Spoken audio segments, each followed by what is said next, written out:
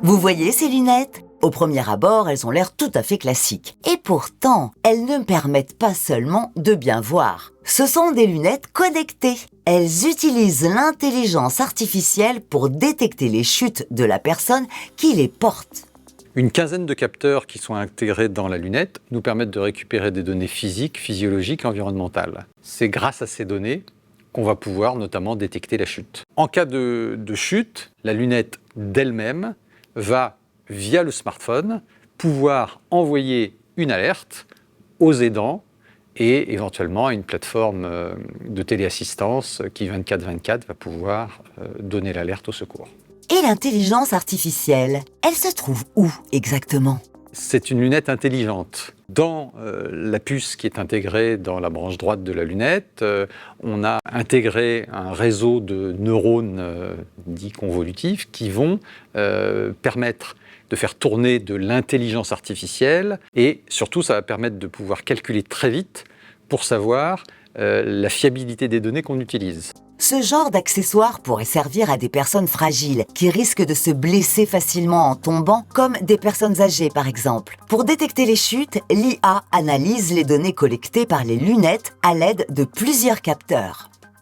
On va se servir de 3 types de données. Des données qui vont nous permettre d'être assurés que la lunette est bien portée.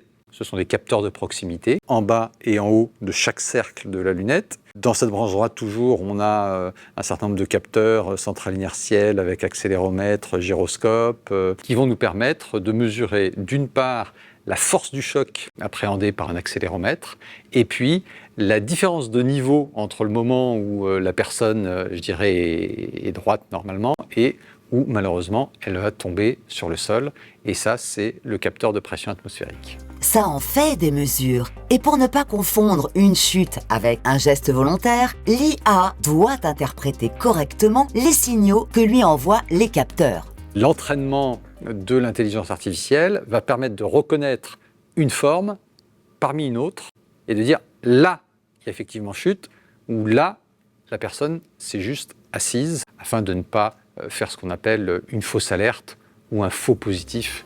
Ça, c'est du machine learning. On donne à l'IA plein d'enregistrements. Des gens qui tombent, qui marchent, qui se baissent, et on lui apprend à différencier tous ces mouvements. Une fois qu'elle est bien entraînée, elle se débrouille toute seule. Et pourquoi avoir choisi de mettre cette IA dans des lunettes ? L'intérêt de notre solution, c'est qu'elle est juchée très haut sur le corps, contrairement à un bracelet ou une montre qui va être bien sûr au poignet. Et là, la dénivelée mesurée par exemple par le capteur de pression atmosphérique ne va pas être suffisant pour pouvoir donner une bonne information. Alors que pour ce qui concerne nos lunettes, non seulement elles permettent de détecter d'une façon fiable sans faux positif, mais surtout aussi, elles ont une véritable utilité au quotidien pour permettre aux gens de bien voir. D'autres fonctionnalités sont en cours de développement, par exemple pour anticiper les pics de symptômes chez les personnes atteintes de la maladie de Parkinson. Et qui sait, demain, on portera peut-être tous des lunettes connectées pour suivre notre état de santé.